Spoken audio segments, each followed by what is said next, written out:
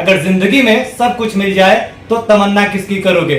कुछ अधूरे ख्वाहिशें तो जिंदगी जीने का मजा देती हैं। जी हाँ, नमस्कार, मैं हूं शरद सिंह। आप देख रहे हैं अपना पसंदीदा news platform Jaunpur daily times. आज दिन है 10 सितंबर का और आज चर्चा करना बड़ा जरूरी है कि आज वर्ल्ड सुसाइड प्रिवेंशन डे है। जी हाँ, यानी कि विश्व आत्महत्या रोकथाम दिवस। इस मुद्दे पर आज हमारे साथ बात करने के लिए मौजूद हैं वर्ल्ड सुसाइड प्रिवेंशन डे पर डॉक्टर उत्तम कुमार गुप्ता जी। इनसे ही बात करते हैं। उत्तम कुमार गुप्ता जी, सबसे पहले आपका स्वागत है। नमस्कार। आज वर्ल्ड सुसाइड प्रिवेंशन डे है। इसकी शुरुआत 2003 में IASP नामक संस्था ने की थी। जी। क्या कारण है कि लोग सुसाइड कर लेते हैं? सबसे बड़ा कारण इसमें होता है कि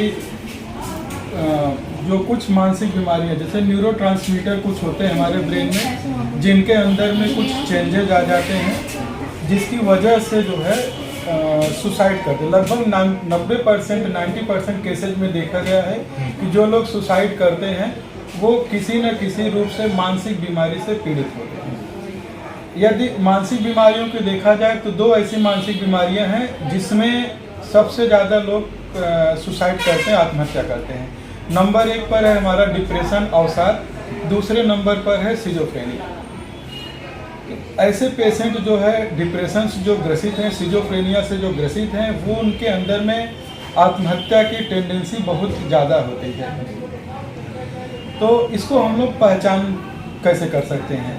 सेकंड चीज़ होता है कि जैसे कोई चीज़ काम में उनका मन नहीं लगना, उनको लगता है कि हमारी ज़िंदगी बेकार है, ज़िंदगी में कोई रस नहीं रह गया है, जिन चीज़ों में मज़ा आता था ज़िंदगी का मज़ा ख़त्म हो गया है, इससे तो अच्छा है कि हम अपनी जान दे दें। इस तरह के उनके अंदर में धीरे धीरे विचार आने लगते हैं।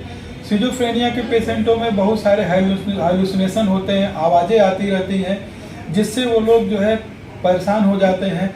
और कई बार जो कमांडिंग हाइलुसिनेशन होता है, जो उनको आवाज़ें ऐसी आती हैं कि आप आत्महत्या कर लो, आपका ज़िंदगी बेकार है, आप जाओ, मर जाओ, आप फांसी लगा लो। इस तरह की चीज़ें जो है सिजोफ्रेनिया के पेशेंटों में उनको सुनाई देता है। और अगर कॉमन बातें करें, जैसे कई बार जॉब में लॉस होना, कोई चीज़ ऐसी स्ट्रेस टेंशन होना, ये सब चीज़ें भी कई बार कारण में आता है। या किसी तरह का बहुत ज़्यादा किसी को जो है निम्न स्तर पे कर दिया गया हो, बहुत ज़्यादा किसी की बेइज्जती हो गई है, तो वो भी कई बार अपने ज़िंदगी को में आत्महत्या करने के बारे में सोचने लगता है। ये भारत का दुर्भाग्य कहें या सौभाग्य, ये तो हम नहीं कह सकते, लेकिन एक सरकारी आंकड़े के अनुसार हर 40 सेकंड में भारत में एक लोग आत्महत्या कर लेते हैं। और ये आंकड़ा तब और बढ़ के क्लियर हो जाता है जब एक साल में करीब 8 लाख लोगों से ज्यादा लोग आत्महत्या कर लेते हैं। क्या कारण रहता है डॉक्टर साहब कि एक साल में 8 लाख लोग आत्महत्या कर लेते हैं? जैसे अभी हमने बताया आपको, मानसिक बीमारी जो है डिप्रेशन हो गया, सिजोफ्रेनिया हो गया, ये तो अपने आप में कारण है ही है। बाकी अदर थिंग्स जैसे नशे की आदतें जो है, लगभग जो ड्रग्स एडिक्ट जो हैं, एल्कोहल पीने वाले लोग हैं, अदर ड्रग्स लेने वाले लोग हैं, इकोनॉमिकल कंडीशन जिसकी बहुत ज़्यादा लॉस हो जाता है बिजनेस, उन लोगों के अंदर में भी आत्महत्या के विचार आते हैं। अब हमको ये देखना है कि ये व्यक्ति आत्महत्या जो करता है उसको हम लोग दो चीज़ कर सकते हैं कि ये चीज़ देखना है कि जो हमारा पेशेंट है वो कर क्या रहा है और उसका सोच क्या है, मतलब वो करना क्या चाहता है, जिसका ऑब्जर्वेशन हम देखें वो करना क्या जाए या कर क्या रहा है। और दूसरा चीज़ वो किस तरह की बातें करता है, किस तरह का सोच है। यदि पेशेंट बार बार ये कहता है कि मेरा ज़िंदगी से मन उब गया है, मेरे ज़िंदगी में कुछ नहीं रह गया है, मैं मरना चाहता हूँ, आत्महत्या करना चाहता हूँ, इस तरह का अगर कोई भी व्यक्ति बातें करता है तो उसको हमेशा सीरियसली लेना चाहिए, उसका मजाक नहीं लेना चाहिए। नहीं, ये नॉर्मल चीज़, इस तरह के ऐसे बातें करता रहता है, ऐसा नहीं है।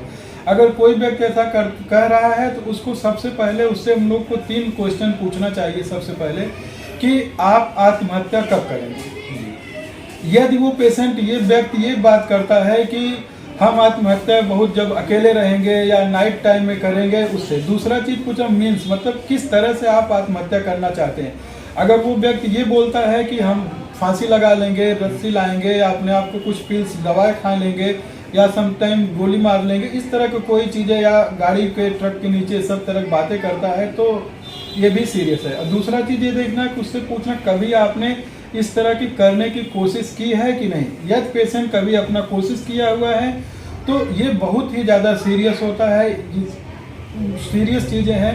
उसको मतलब सीरियसली लेना है और तुरंत उसके लिए जो है समाधान के लिए तरीके खोजना है। ऐसे पेशेंटों को अकेला नहीं छोड़ना है और जैसे जल्द से जल्द उनको किसी न किसी जो है मानसिक चिकित्सक से संपर्क करना है। सर WHO के एक आंकड़े के अनुसार 80% पुरुष सुसाइड करते हैं और 20% महिलाएं। ये आंकड़ा कितना अजीब टाइप का है? जी, क्योंकि सबसे ज़्यादा जो है ज़्यादातर देखेंगे तो पुरुष ही जो है सोसाइटी में जैसे काम पे लेकर के अदर चीज़ों में सबसे ज़्यादा स्ट्रेस उनको रहता है और डिप्रेशन में भी इसी वजह से आज की ज़िंदगी में भाग दौड़ की ज़िंदगी में लाइफ स्टाइल इतने हैं जो अपने लिए समय नहीं निकाल पाते हैं, ये सब भी कहीं न कहीं डिप्रेशन के कारण होते हैं और पेशेंट धीरे धीरे जो उनके अंदर डिप्रेशन हावी होने लगता है और जब डिप्रेशन शुरुआत टाइम में जैसे मन नहीं लगना, धीरे धीरे जो है उदासीपन होना, थकान लगना, कोई काम करने का मन नहीं होता, एनर्जी नहीं होता, ये चीज़ें धीरे धीरे बढ़ने लगता है। फिर उसके लगता है कि नहीं हमारा तो ज़िंदगी जीना बेकार है, इससे ज़िंदगी जीने से अच्छा मर जाए, तो ये सारे चीज़ें होता है। दूसरा चीज़ें अल्कोहल वगैरह नशे वगैरह का भी ज़्यादातर पुरुष ज़्यादा शिकार होते हैं, स्ट्रेस टेंशन उनको भी ज़्यादा होता है, ये भी कई बार कारण है। सर जहाँ एक तरफ WHO दावा करती है कि अगर किसी व्यक्ति ने मन बना लिया कि मुझे सुसाइड करना है तो उसकी थिंकिंग को बदलना बड़ा मुश्किल होता है।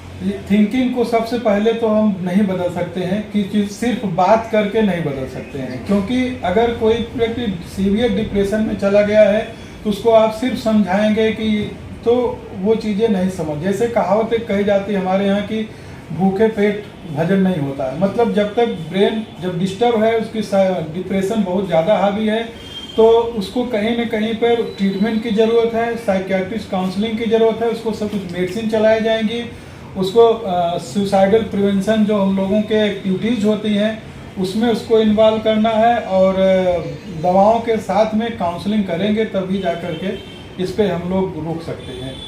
और पेशेंट कभी भी जब भी कोई व्यक्ति सुसाइड के बारे में बात करता है या इच्छा जाहिर करता है, उसके अंदर टेंडेंसी ही पहले कर लिया है, तो उसको जो है हल्के में नहीं लेना चाहिए, हमेशा ये सीरियस साइन है और उससे बात करना है और उसको जल्द से जल्द जो है किसी भी साइकियाट्रिस्ट साइकोलॉजिस्ट से काउंसलिंग कराना है, संपर्क करना है, जो भी चीज़ें हैं मेडिसिन दिलवाना है। सर जहाँ एक तरफ हम कहते हैं कि भारत विकासशील देश है, वहीं पर भारत की अगर बात करें तो 80% जो सुसाइड के केसेस होते हैं वो मध्यम वर्गीय या निम्न वर्गीय के लोगों के द्वारा होता है। उसके पीछे वही कारण जो मैंने भी बताया कि सबसे ज़्यादा स्ट्रेस, टेंशन, ये सब चीज़ें है। सोशियो इकोनॉमिक कंडीशन गड़बड़ होने से उनके अपने रोज़मर्रा की ज़िंदगी में जीने में तकलीफ होती है, काम करने में तकलीफ होती है, ये सब चीज़ें कहीं न कहीं जो स्ट्रेस टेंशन होता जाता है, धीरे धीरे जो है उनके ऊपर डिप्रेशन हावी होने लगता है। और जब पेशेंट डिप्रेस हो जाता है, डिप्रेसिव सीवियर डिप्रेशन हो जाते हैं, तो वो जो है पेशेंट जो है सुसाइड थॉट्स आने लगते हैं, टेंडेंसी डेवलप हो जाती है, वो कर लेते हैं। और निम्न वर्ग में ज़्यादातर देखा जाता है कि सब्सटेंस है, अल्कोहल और अदर चीज़ें ये भी बहुत ज़्यादा मिलती हैं, जिसकी वजह एक कारण है जो है सुसाइड का। तो जहाँ तक सुसाइड की बात होती है, अगर कोई भी सुसाइड करता है तो एक सामाजिक मनोधारणा है कि उनका दिमाग असंतुलन हो गया था, इस वजह से उन्होंने सुसाइड कर लिया। इस पे न्यूरोसाइकाइट्रिस्ट एज आप हैं तो कितना आप लोगों के लिए चैलेंजिंग रहता है? हम लोगों के ओपीडी में आने वाले अगर हमारे पास 100 पेशेंट अगर एक दिन ओपीडी में आ रहे हैं तो आप देखेंगे तो लगभग 60% पेशेंट ऐसे होते हैं जो डिप्रेशन के आते हैं किसी भी ओपीडी में, चाहे जो मेडिकल कॉलेज की ओपीडी है, लगभग 50 से 60% केसेज जो डिप्रेशन के आते हैं और लगभग आप देखेंगे तो 20% केसेज जो है सिजोफ्रेनिया के आते हैं। और ये दोनों ही बीमारी जो है सुसाइड के सबसे ज़्यादा कारण में होते हैं। लोग सोचते हैं कि सुसाइड ऐसे ही हो जाता है, ऐसा नहीं। उसके पीछे बहुत सारे जो ब्रेन में न्यूरो ट्रांसमीटर्स होते हैं जिनके अंदर चेंजेज आ जाते हैं और जो ये बीमारी के कारण बनते हैं और उसी की वजह से पर्सन जो है सुसाइड करते हैं। तो ये हम लोगों को एज ए साइकियाट्रिस्ट बहुत ही चैलेंजिंग होता है, क्योंकि ऐसे पेशेंट को सबसे पहले तो उनको काउंसलिंग करना है, उनको जैसे ढाढ़स बताना, जिसको उनको हिम्मत बताना है। और ऐसे पेशेंटों से अगर जो सडन सुसाइड की बात करते हैं या कमिट करने जाते हैं, यदि हम उनसे कुछ देर के लिए बात करते हैं, कुछ मिनट, 2 मिनट, 5 मिनट भी अगर वो टल जाता है तो ऐसे पर्सन जो है सुसाइड वो टल जाता है और संभावना उस समय कम रहती है। सर IASP ने वर्ल्ड सुसाइड प्रिवेंशन डे की स्थापना 2003 में की थी। आज लगभग 18 साल हो गया, 19 साल माफ करिए, 19 साल हो गया, तो कितना इस संस्था का प्रभाव पड़ा?